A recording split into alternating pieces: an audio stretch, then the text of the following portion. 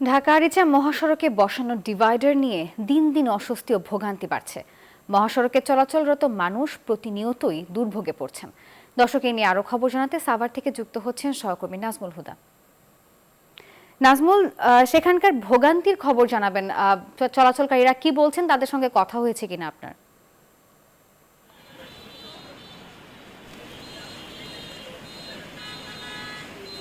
নাফিজা, আপনাকে ধন্যবাদ। আপনি যেমনটি বলছেন, এই মুহূর্তে রয়েছি ঢাকা আরিচা মহাসড়কের সাভার বাস স্ট্যান্ডে এবং রেডিও কলোনি থেকে উলাইল পর্যন্ত প্রায় ২ কিলোমিটার মহাসড়কের উপর যে ৪ লেন করা হয়েছে, সেই ৪ লেনে আমরা যদি দেখাই যে এখানকার যে ডিভাইডারগুলি রয়েছে, সেই ডিভাইডারগুলিতে ৪ লাইনের যে ডিভাইডার, সেই ডিভাইডার কিন্তু যেহেতু ৮টি ওভারব্রিজ রয়েছে, সেই ৮টি ওভারব্রিজ থাকার কারণে মূলত তারা আসলে ডিভাইডার দিয়ে কিন্তু তারা পারাপার হচ্ছে।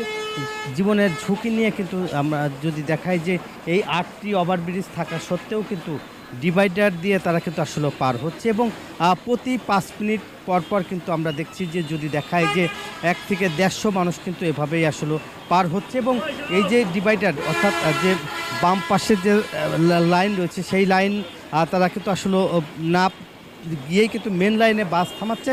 সেখান থেকেই মানুষ কিন্তু এভাবেই আসলে নারী, পুরুষ, শিশু কিন্তু এভাবেই তারা জীবনের ঝুঁকি নিয়ে কিন্তু পার হচ্ছে।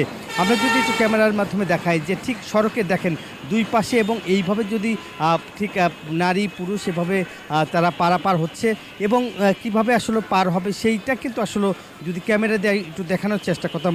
ইচ্ছা করলেই সড়ক ও জনপথ বিভাগ কিন্তু একটি ডিভাইডার দিতে পারতো, কিন্তু তারপরেও কিন্তু সেটা না করে কিন্তু এভাবেই আসলে ডিভাইডার টপকিয়ে কিন্তু মানুষ পারাপার হচ্ছে।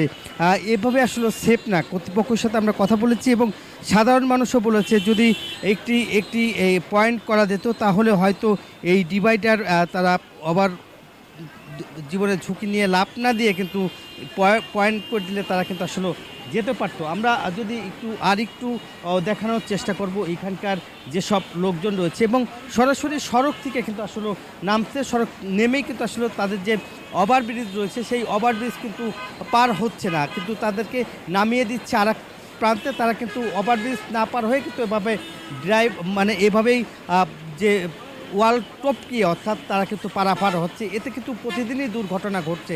এই ছিল আমার কাছে সাভার বাস স্ট্যান্ড থেকে সর্বশেষ ফিরে যাচ্ছি স্টুডিওতে।